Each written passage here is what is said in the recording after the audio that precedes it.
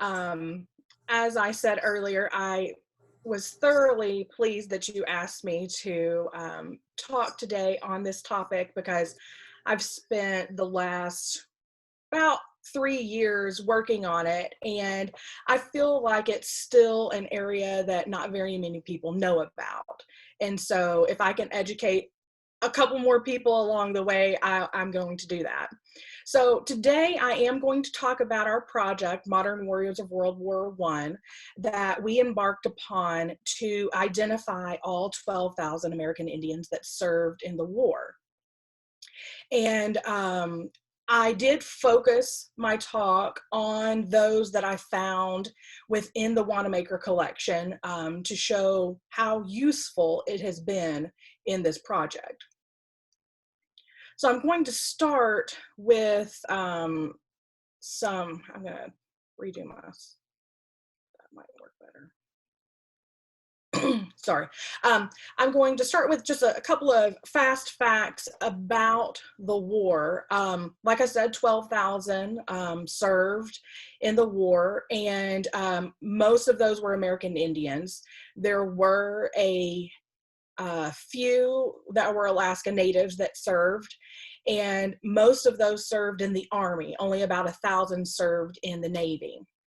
When we began the project, it was estimated that 80 tribes were represented. What we found is that almost 200 were represented in the U.S. military at that time. So it just is a lot bigger than we knew. And they served in every single branch of the military and in every capacity. They were bakers, musicians, veterinarians, doctors, dentists, postal workers, nurses. There were women that served as nurses, which I'll talk about towards the end, but they filled every possible role that could be filled during the war. So I want to talk about how the project developed. And one of the ways it began in the fall of 2017. The Sequoyah National Research Center, which is where I'm the archivist, we decided to do an exhibit about the code talkers of World War I, and we titled it Untold Stories. And during our research, we kept running across names of other Native individuals who served, and it just kept nagging at me, like, these people need their stories told as well. And so I approached my director, and he's probably the most lenient boss I've ever had, and he's like, if you want to do it, do it. So I told him, I said, I think I want to create a wall of honor that lists the names of the American Indians that served during the war. And I was thinking along the lines of the Vietnam War Memorial, the wall. And he said, sure, let's do it. And so it was very brief. It was very short turnaround for between the idea and the time of the exhibit, but I had my graduate assistant helping me, and we started in September and the exhibit opened in November. So we only had a couple of months, but I'm like, this seems like a really nice thing that we need to do.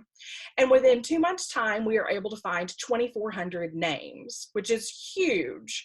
And that's just from like published places, because at that time we didn't have time to delve into primary source material. So the exhibit was up for a few months, and in March of 2018, I received an email from Veronique Lozano, who is a French woman who works in New York City at the United Nations. And she, on her own, had been maintaining a Facebook page called World War I Native American Warriors. And the goal for her project was to identify American Indians that had died and been buried in France, and to make sure that those Indian families knew that their loved ones were buried overseas.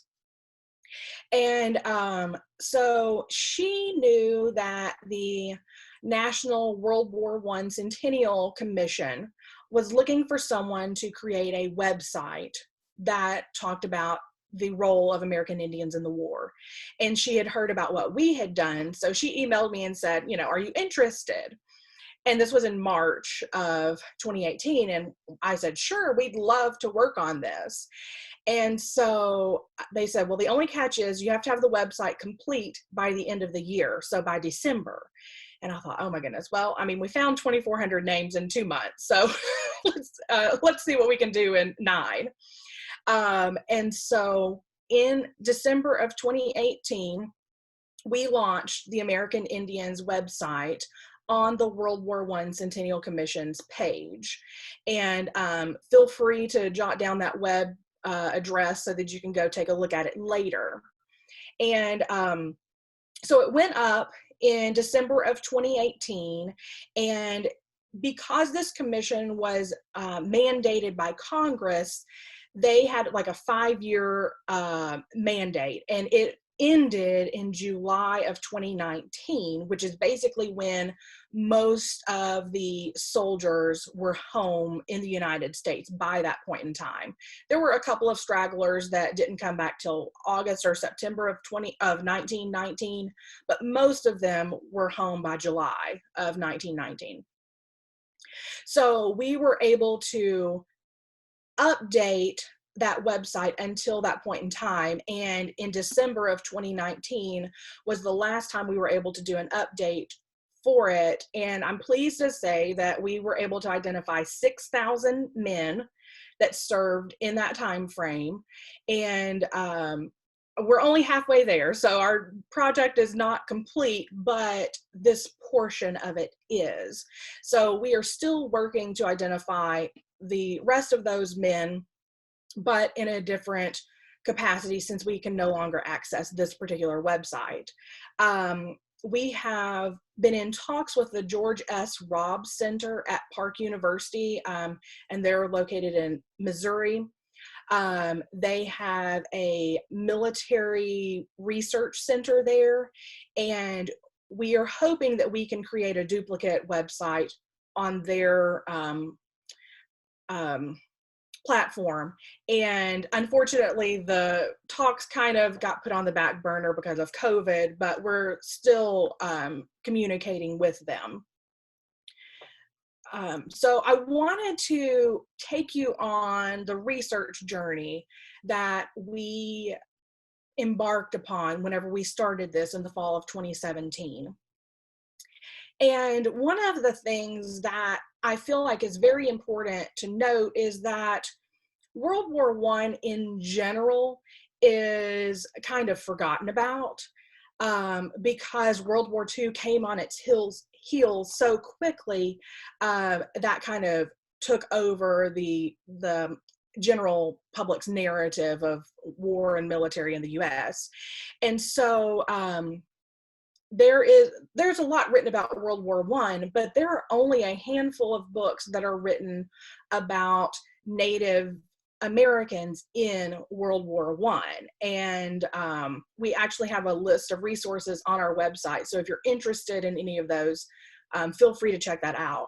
But one of the ones that was the most helpful to us was Susan Applegate Krause's book, North American Indians in the Great War. And all of her research was based out of the Wanamaker collection at the Mathers Museum. And we just kind of delved into it to look to see where her information came from. And I looked at all those footnotes to see where everything was. I am an archivist after all. And so I wanted to track down those primary source materials, and it led me to Indiana, and I was able to visit there in November of 2018. And so I was able to spend a week in the archives looking at those that collection, and I would love to come back sometime when I get a chance to look at the rest of the materials. But one of the things that I also discovered from Susan's book was that the Bureau of Indian Affairs, the BIA, also kept a card file of American Indians that served in the war, and these were housed at the National Archives. And so I was able to visit DC in March of 2019 to view those in person. And I'm happy to report that those are now online. They have all been digitized. So you don't have to make the trek to DC like I did. But I just want to emphasize how helpful and important footnotes are in tracking those primary source materials that we found to be extremely useful in the Modern Warriors of World War I project. So I want to kind of show you the kinds of materials that I found, illustrated with Ewing Peters, who was a Klamath soldier from California. This photograph is from the Wanamaker collection. And I think all but 2 of the photographs in my presentation are from the Wanamaker collection. And as you can see, I have 3 different documents on the screen. And the first one that I actually found was the very light colored one in the middle of the page. And these are actually online also.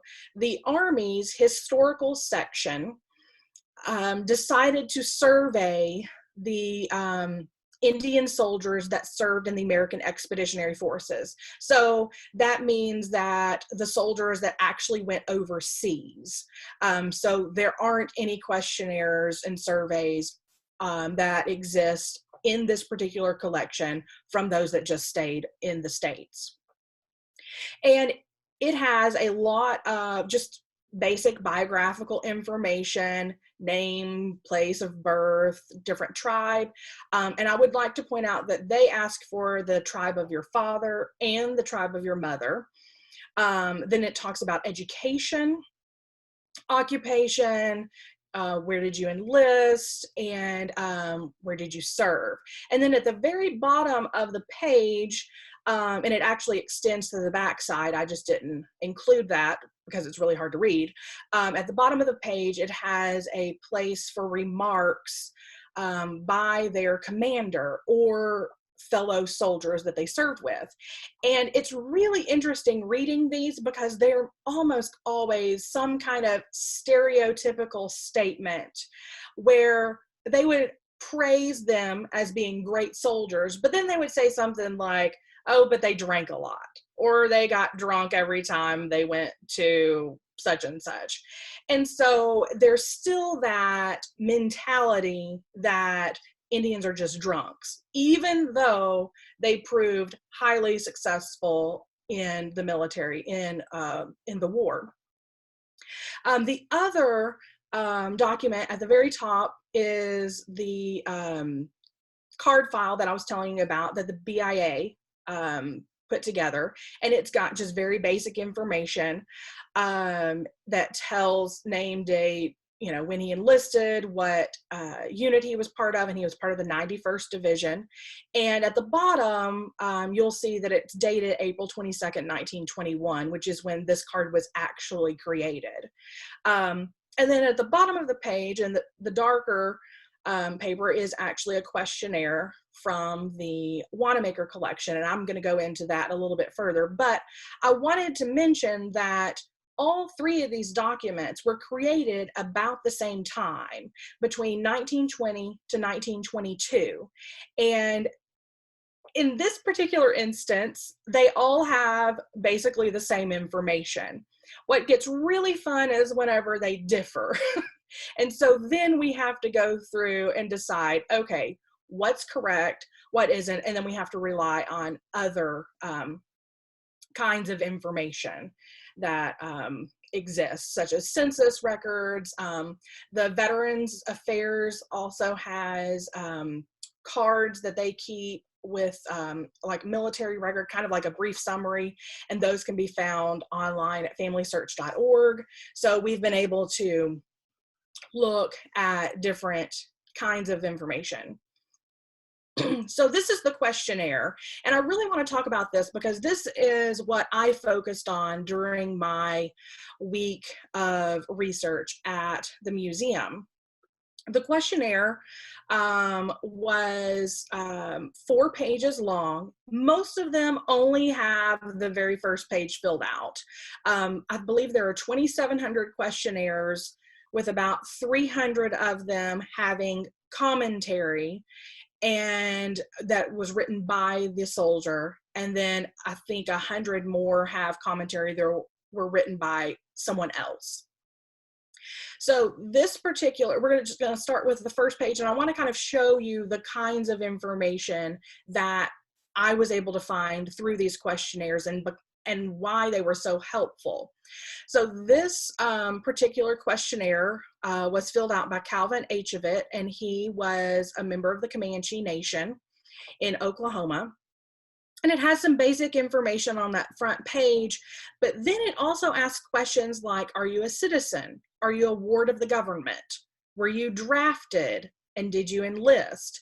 And so these questions really played into this idea that Joseph K. Dixon wanted to show that while some of these men were not citizens, they still did their part and fought on the behalf of the United States of America. And he actually used the information from these questionnaires and from interviews that he did with the men in testimony before Congress on the issue of, can Indians be citizens? Can they all be citizens? Because a lot were citizens. It just depended on their particular tribe and their particular circumstance. So at the bottom of the front page, it talks about what branch they served in, rank, etc. Then on the second page, it talks about more like what's going on with the tribe. And a lot of these were left blank. Many times if they were filled out, it looked like they may have been filled out by like the Indian agent. But it talked about number of Indians that enlisted, number that returned. And then at the bottom of the page, it asks the question, did you lose anything by your service in the war?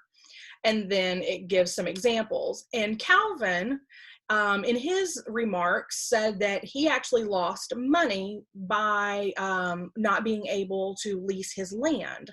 He was able to get $250 a year for his land before he joined the military. And afterwards, he was only able to receive $230 while he was gone, because it actually was leased by the Kiowa agency. And then if we turn our attention to pages 3 and 4, on page 3, it talks about were you cited for bravery and what decorations did you earn while you're in the military. And then the very last page, which is honestly the most, I mean, it's the jewel of the whole thing. And it's where he asks the men to describe their experiences during the war. Calvin had a lot to say, and he was very descriptive and detailed in his account. And he talks about specific dates, specific places. This is where he went on this date. This is what he did. And it's just a treasure trove of information. Unfortunately, there aren't very many in percentage-wise that actually have that much information. But it's great when we do find them that do have that much. So here's a photograph of Calvin. I actually got this from Lady Asa Permy, who is the Comanche veterans historian.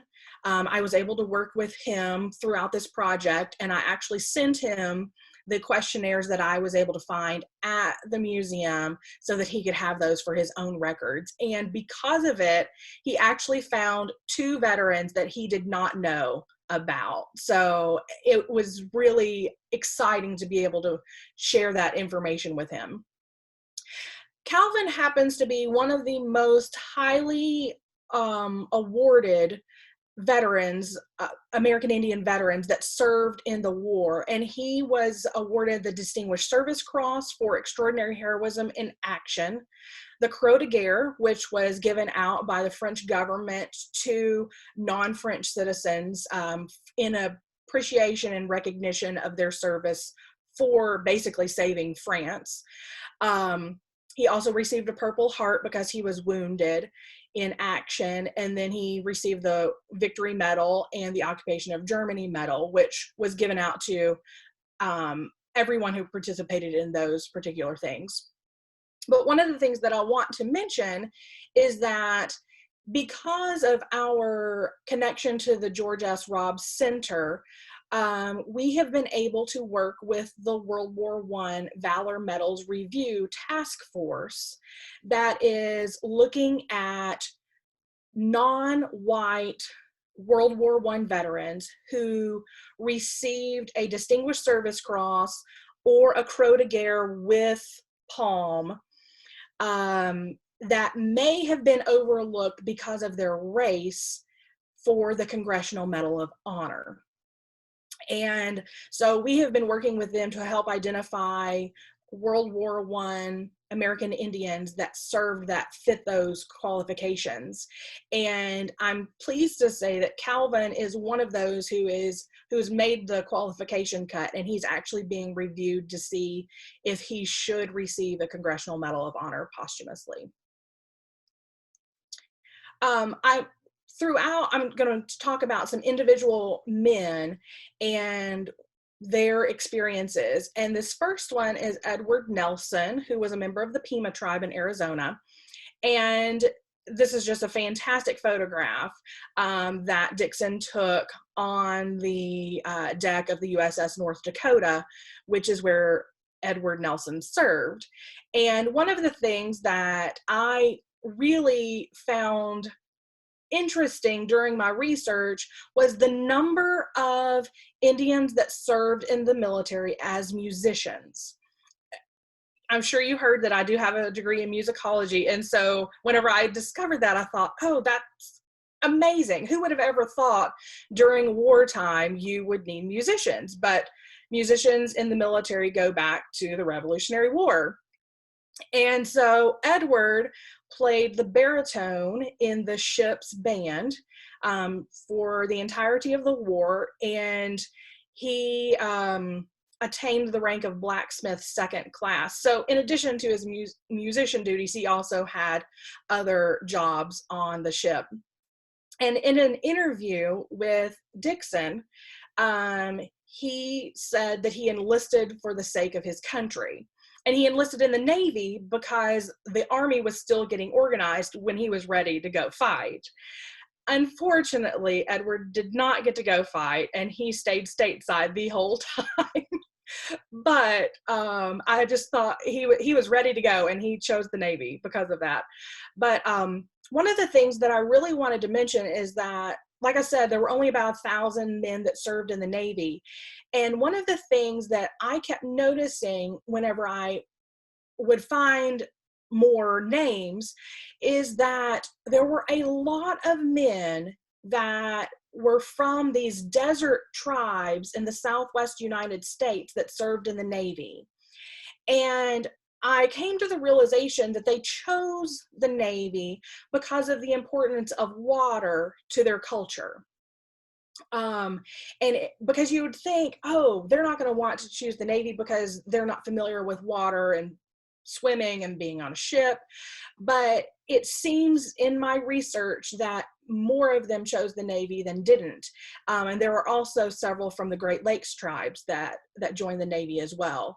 But in his interview with Joseph Dixon, Edward mentions how important water is to his tribe. And he talks about there was an ongoing issue, which I think there's always an ongoing issue in the Southwest about water and water rights and whose water and all of that. And at that time, in 1919, they were going through one of their issues, and he talks about it. And it just kind of reinforced that idea that this importance of water, and water meaning life. The next person is Corbett White, and he was a member of the Otoe tribe, and he served in the ambulance companies. And there were quite a few that did, which basically meant that they went on the battlefields after the battle was over to pick up the wounded and take them back to the hospitals. So it was actually a terrible job if you really want to think about it, because the war was gruesome. But in an interview with Joseph Dixon, Corbett says that he was wounded in the back while rushing to the hospital with wounded men from the field of battle. And he felt that he was carrying out the wishes of the old warriors who had since died in helping to save the wounded men. And so there's this idea that you have to ask yourself, why did so many American Indians serve in the U.S. military when they had not received a fair hand? And one of the reasons Corbett wrote is that it was because he felt like it was what his ancestors would have him do. Another man that speaks to that is Leander Frank OneStand, who is Wyandotte in Miami. And he served as a corporal in the 28th Division, 110th Infantry, and he was wounded at the Battle of the Argonne Forest, and he received shrapnel in the neck. And he was at Camp Dix in New Jersey in 1919 when Joseph Dixon interviewed him. And one of the things that he says is he talks about how he felt like it was a benefit for him and for other Indian men to serve in the war. And he says, quote, "The war will help my people because the country will feel that we staked all to help win freedom, and now we are counting on the country to give us that freedom." And he had no way of knowing what would happen in the future, but he knew that if he showed that he was loyal to the United States, that maybe they in turn would give him and his nation citizenship. And I'm pleased to say that this, among other testimony that Joseph Dixon presented in front of Congress, did help pass the Indian Citizenship Act in June of 1924. Another couple of men that I want to talk about are Walter Keyes and Jacob Leander, who were Pawnee. And there were about 70 Pawnee men who served in the military during World War I. And both Walter and Jacob were part of the Stokes Mortar Platoon, which was actually a very gruesome place to be, and they handled the trench mortar, which when all was said, they had to basically lug it back and forth to the battlefield, and it included a barrel, an elevating stand, and a base plate that all weighed over 100 pounds. And then in addition to that, they had to carry the shells that weighed almost 12 pounds each. And so Jacob talks about his time on the battlefield as part of this platoon. And I think there were 5 Indians that were in this particular platoon that served. And Jacob says, quote, "Our Stokes was always a signal for everything to come over from the German lines. Our shells created such havoc that they had to get us. Machine guns, heavy artillery, etc. were all brought into requisition when our mortars opened up. It was a strange feeling to stand with no cover right in the heart of firing and feel that any moment might realize your utter annihilation. It was also a strange sensation to stand there and fire 8-inch shells, 8 of them in the air before the first one could land, and realize that within a few minutes, everything in the German front would open fire upon you. Everything that Germany could fire would be leveled at us. Sure enough, big caliber guns and all came along. When a shell would strike near us, I would say, quote, 'Well, the next is mine,' end quote." And I am pleased to say that he did survive the war, but it's just their testimony and their experiences were so raw that it's amazing that we do have these still today that we can look back on and see what they experienced. Sam Thundercloud was Ho-Chunk from Wisconsin, and he was one of about 30 men, Ho-Chunk men, that served in the military, and most of those served in the 32nd Division, which was also known as the Red Arrow Division. 13 total served in Company D, which is what Company Sam was a part of. And he recalls a particularly horrific event where 3 men died. And he says, quote, I recall distinctly one night we were ordered out over the top. The night was very dark. The morning was coming, but it was still too dark to see much. We climbed an embankment on the top of which we found railroad tracks. On the other side of the bank, the Germans were hiding. One big fellow jumped at me, made a lunge with his bayonet. I warded off the thrust as I would in boxing. His bayonet made a gash in my hand, and as I tossed aside his bayonet, I thrust mine through his neck. A short, fat Dutchman came for me, but my comrades finished him, and we went on over. Of the 3 Indians who were killed, one was killed with a group of white men by the explosion of a shell. Another was torn to pieces by a 1-pounder, and the third advanced ahead of all of us, came to the foe on the other side of the rise of ground, dropped on his stomach to fire, and was pierced through with a ball. End quote. And 2 of those men that died in that particular attack were Ho-Chunk men that he knew.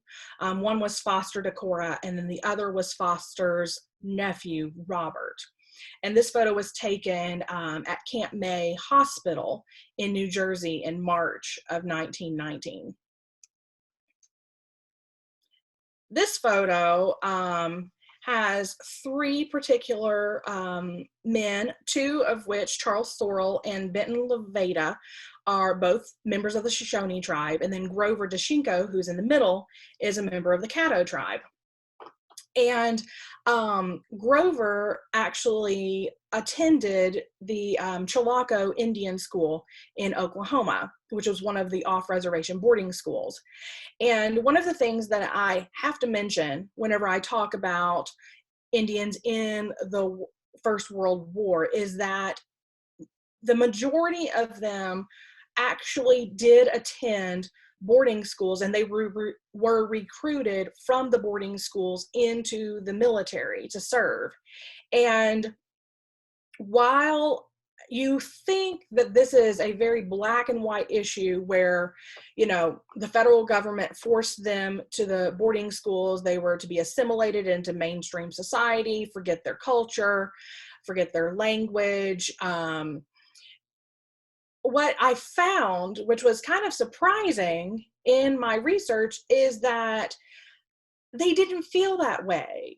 There were so many of these men that served in the military that instead said that they were grateful back home when they were writing letters. They would say they were grateful for their time in the boarding schools because they felt like they were more prepared to fight in the military than their fellow white comrades.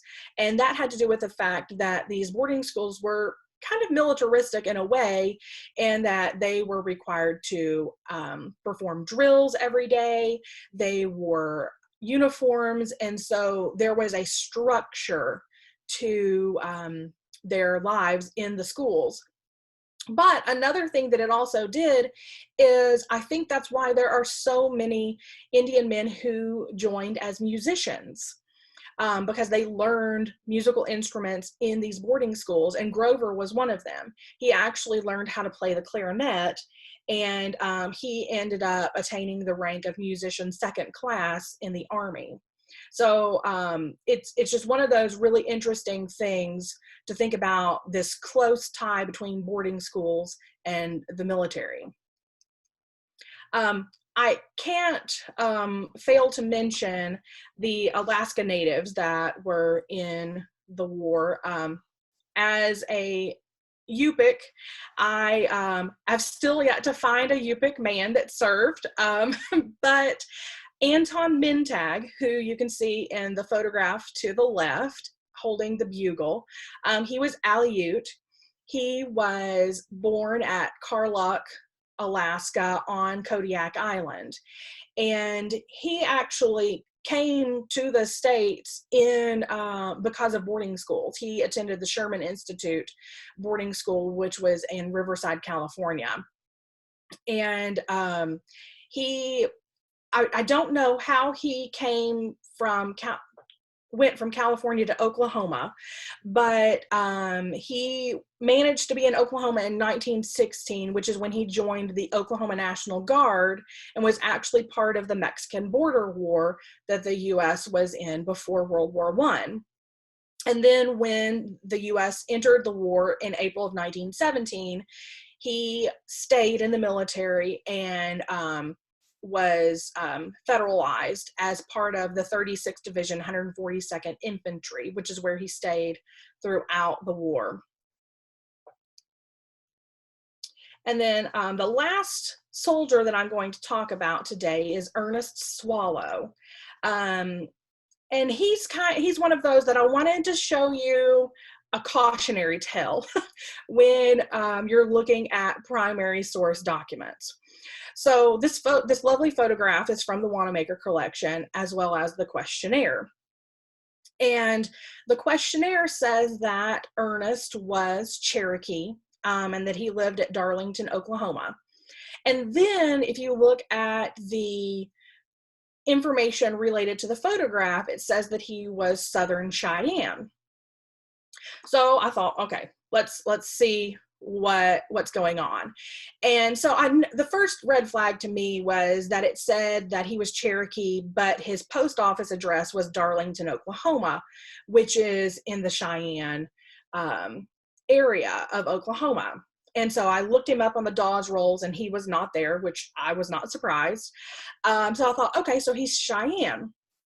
So I start doing a little more digging with census records and other kinds of records, and noticed that he was married to a Cheyenne woman, but he was born on the Pine Ridge Reservation. So come to find out, he was not Cherokee, he was not Cheyenne, he was actually Oglala Lakota. And so while primary source documents are great, they can be wrong.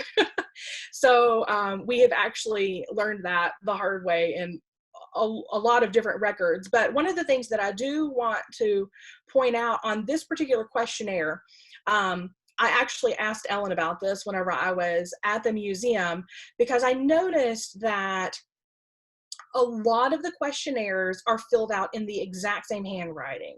I mean, hundreds of questionnaires in the same handwriting.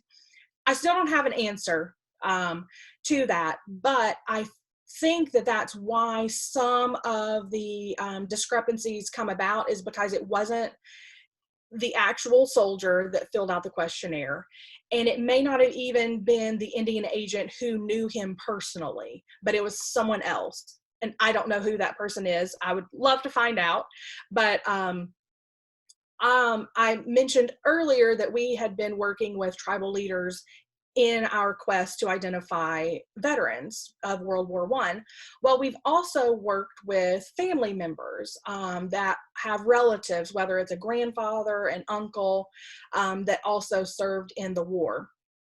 In this particular instance, I wanted to find a photograph of Ernest. I did not know that this one existed at the time, for our exhibit in the fall of 2017, and I had found a blog post online that was written by Ernest's great-great-grandson.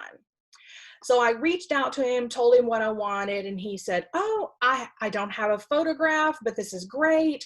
And I told him that I had discovered that Ernest, on his World War I draft registration card, had said that his occupation was story writing, and that his employer was the New York Motion Picture Company. Then I found records where he had traveled overseas on a passport to South America in 1924 and to Germany in 1925. all as part of the motion picture industry. And so I passed this information along to his great-grandson, great-great-grandson.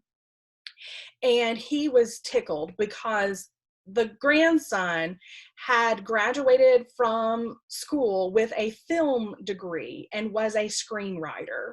And so it was just this great moment of connection across generations. And I've seen that many times throughout this project, which is probably one of the reasons why it's been my absolute favorite project to work on, because I've got not only the record side of things, but I've been able to create a meaningful relationship with the relatives of these men. I can't leave off this conversation without talking about the nurses that served in the war. In every single publication that I found that mentioned American Indian women that served as nurses, it said there were 14. 14 is a very specific number. And so when you find a specific number like that, you assume that there is evidence to back that up. Well, what I found is that there is not evidence to back up the number 14. And unfortunately, there were only ever 2 women that were named in these articles. It was always, there were 14 women, 2 of whom were Cora Elm, and I've got a lovely picture of her. She was a member of the Oneida Nation. And then Edith Anderson Montour, who was Canadian First Nations. She had actually, at that time, Canada did not allow Indigenous women to go to school to become a nurse. And so she had traveled to New York to become a nurse, and she became certified. And she actually joined the American Expeditionary Forces and went to France and served on the American side because Canada would not allow her to do that. Well, I also found, so in my research, I have been able to identify 12 women, which I think is great. I honestly believe that there are probably more than 14 based on just the kinds of information I found, but I was tickled pink whenever I saw that the Wanamaker collection had a questionnaire filled out by a nurse. Ruth Cleveland Douglas filled out a questionnaire for Joseph Dixon, and she was a member of the Mille Lacs Band of Ojibwe in Minnesota. And I just transcribed what she said from her questionnaire. But what I thought was even more interesting as I looked at it is that it says that she was sent to Camp Pike, Arkansas. Well, Camp Pike is just right up the road from me. And it's now called Camp Robinson, but at the time I came to find out that there were hundreds of Indian men and even women that were mobilized from Camp Pike. And I mean, it's just this history that we're sitting right next to that we had no idea about. And Ruth describes her time as a nurse in the American Expeditionary Forces. And she said she was in France for 10 months at Base 79. And she came back and she continued. When she filled out this questionnaire, she was still an Army nurse, and she had attained the rank of second lieutenant, which I believe is the highest rank I've found so far for a nurse during the war. And it's been said that they were given an officer's rank so that the enlisted men would leave them alone whenever they were taking care of them, and they would basically follow their orders whenever they were given. I'm going to go back one slide because I forgot to mention Lula Owl, who is in the middle. She was a member of the Eastern Band Cherokee. And of the 12 women that I have found, she is the only one that did not go overseas. She actually did not pass the seaworthy exam. And so she stayed in the States, and she actually worked at Camp Lewis in Washington State during the war. So I wanted to kind of talk about like the new discoveries that have happened, and the legacy of this particular project. And I wanted to mention that Dr. William C. Meadows, who did a lot of his research at the Wanamaker collection, I believe back in the 90s, maybe even early 2000s, he has a book coming out in December, and called The First Code Talkers, Native American Communications of World War I. And I would highly encourage you to take a look at it, because he really goes in depth about the role that these men used using their own native languages during the war. And I was actually able to help him find that there were 2 Ho-Chunk men that used the Ho-Chunk language in World War I that have never been identified or recognized before. I just happened to run across the information during this time. And so he was able to put that in his book. And so there's a lot of really neat things about American Indians during the war that he includes. But as far as the legacy is concerned, one of the things that we wanted to do on the website, I've talked a lot about identifying the men and by names, but another thing that we also included was a map of tribal veterans memorials that are located across the United States. And I actually had the opportunity in April of 2018 to visit the Cheyenne Arapaho Veterans Memorial, which is located in Concho, Oklahoma.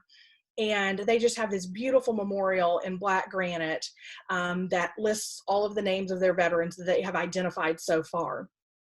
If you'll notice on the section where it's got the names of the World War I men, they're all in alphabetical order except Norton Beaver, who's tacked on at the end. So they are still adding names as they find them, which leads me to say that today was the opening of the National Native American Veterans Memorial in Washington, D.C.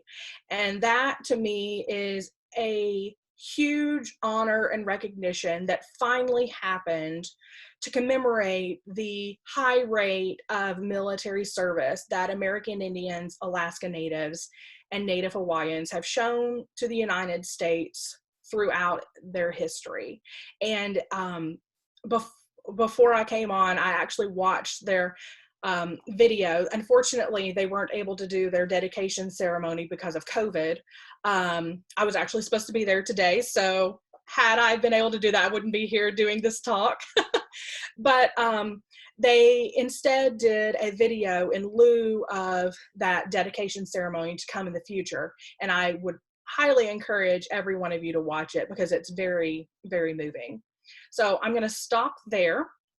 And so if anybody has any questions, feel free to ask. And I could talk about this for like 4 more hours, but I tried to give you some interesting tidbits that I found within the collection. So thank you.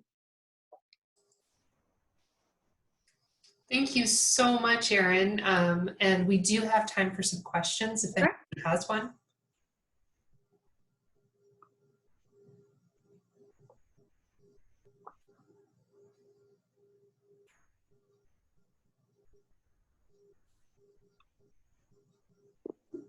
So maybe this is. Go ahead. So maybe this is more of a inject than a question, but so IU connection that our only known woman to have died in World War I, our only woman alum to have died in World War I, actually died at Camp Pike, Arkansas. And she was a nurse there and she died of appendicitis, but now you have piqued my interest as to who she was treating and who she was working with there during her time. And I that would be some digging, but it might be worthwhile out of my own curiosity to look into. And what was her name? Flora Ruth, Flora, and then Ruth, R-U-T-H. And Ruth was her last name? Yes. Okay. And so she graduated in our first class of nursing students from the nursing school, almost all of whom immediately joined the Army during the war. And then she was the only woman we know of that died in service during World War I. Well, thank you for sharing, because that's really interesting. Yeah. I just wanted to make a comment that I'm very grateful for the week that Erin spent here. I don't know if she ate even, or for that matter, breathed, because she was totally focused on taking photos of the questionnaires as well as poking around elsewhere with a little help from me. And she's shared that so willingly. There's sort of a semi-linked community of people doing this kind of research. And whenever I hear of one that doesn't know one of the others, I try to connect them. And Erin's been one of the stars of that, because she did learn so much from the material here, but also in general. Well, thank you. I do appreciate that, because one of the things that we really hope to do with this project, it wasn't for us. It was never for us. We wanted the world to know. And we also wanted the tribal communities to know. There is a wide spectrum of the information that is known in tribal communities today about their World War I veterans. Some of them, they know down to a T where they were, what they did, who they were. But then there are others who are just getting started. And I have, last November, I actually helped a guy with the Nez Perce tribe. He was hoping to identify them, so I was able to share some of those questionnaires that I got from y'all, and it's just been a great thing to be able to give that information out and make it available to other people. And like I said, I hope to come back. Yes, we hope you do. I have a question. Am I on mute? No. I can hear you. Okay. How hard is it to get in touch with living family members? How hard is it? What? To get in touch with living family members of the veterans? Well, it honestly depends. We have actually, for the last couple of years, when we really decided to go full force on this, we created a Google form that's available on our website, where we asked people to contribute names to the project. And, we told them, here are the ones that you can search. You can see if your relative is here. And if not, and you have their information, let us know. And so a lot of the relatives that we've gotten have actually come through that process, whether it's their great uncle or their grandfather or their dad. I mean, I've actually had some that were sons and daughters of these men. And so, I mean, they're on up there in years. And others have, honestly, I've just stumbled across them, like that blog post from Ernest Swallow's great-great-grandson. I was just doing a Google search, and he had come up, and I just thought, well, I'm going to give it a try. And one thing I do want to say, I didn't talk a lot about the code talkers, because I feel like, I mean, that's enough for one whole presentation. But in the Wanamaker collection, there is a ton of information about them. And we actually discovered that the man who was basically responsible for the idea and used the Choctaw men to serve as code talkers his name was Elijah Horner, and he was from Mena, Arkansas, which is about 3 hours away.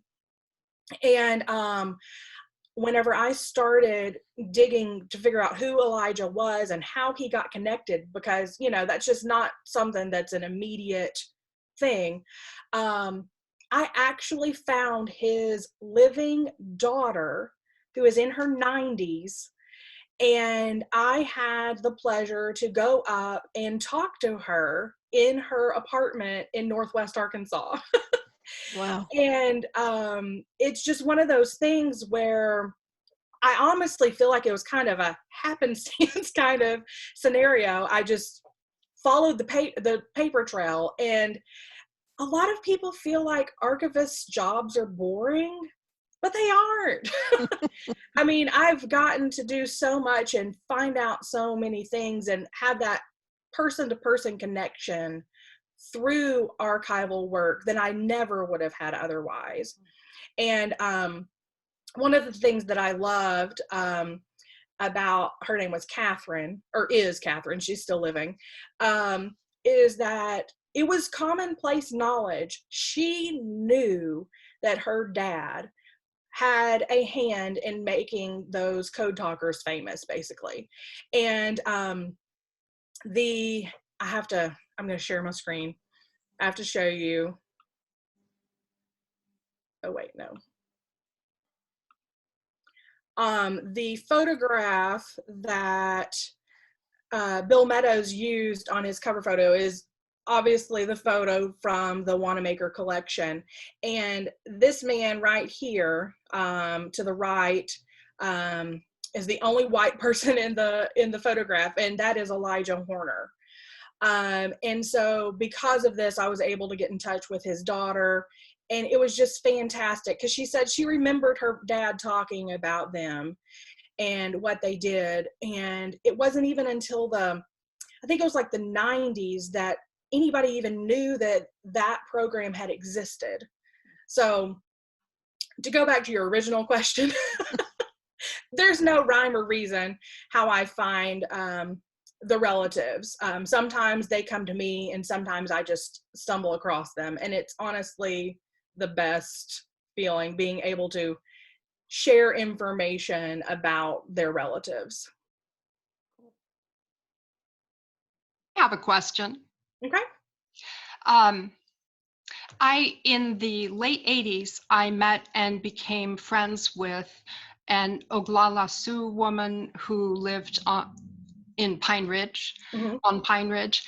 And she had married into the Swallow family. Her last name was Swally, but the connection is obvious. Yeah. And I wondered if you had, I was looking for resemblance, and then I realized, no, that would be her husband. So I need to reformulate that. And I wondered if you have any more photos of the Swallies or the Swallows available, and if there would be a way that I could have this photo, because I've been in communication with a more distant relative of my friend's, because she passed away at the age of 77. So I can't show it to her, but I could show it to a family member if it were possible. Sure. That photograph is from the Wanamaker collection. Oh, cool. And, I can definitely email it to you. Great. But I can't remember if there may have been one more photograph. I'll have to check with Ellen. Oh, good. Oh, that's very exciting. I miss my friend. So that would be lovely to be able to give something back. Absolutely. I mean, that's just a great story. Thank you. I can give it to you directly. Oh, thank you, Ellen. That's another Erin. It's not Yeah. Matthew. Right, exactly.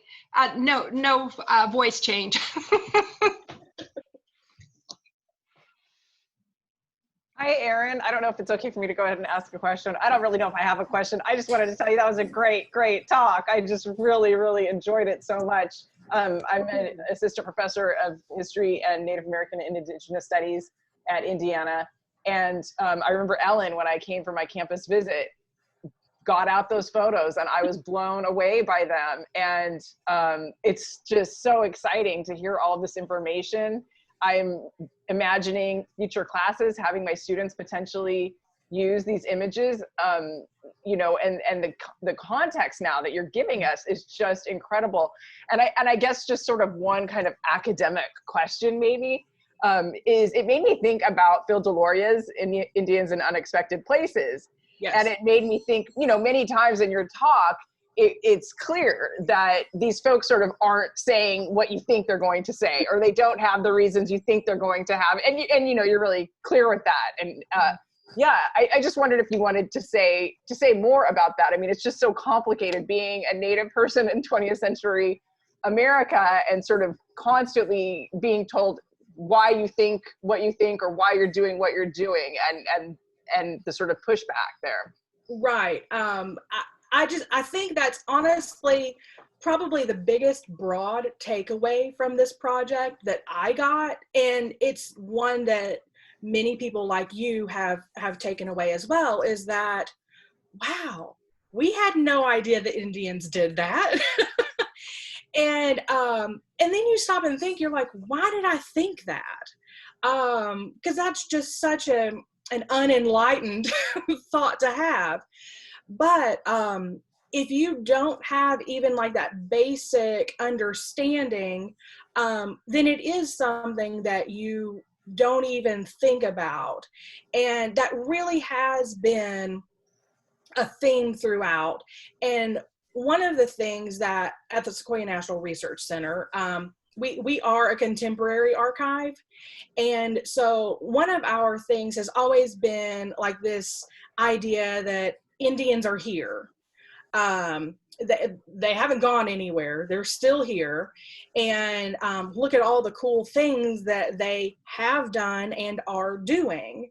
And I just love this historical lens. I mean, all of this happened 100 years ago, but we're still finding out about it today. And like I said, I could talk for hours on this subject, and the musicians are my favorite part.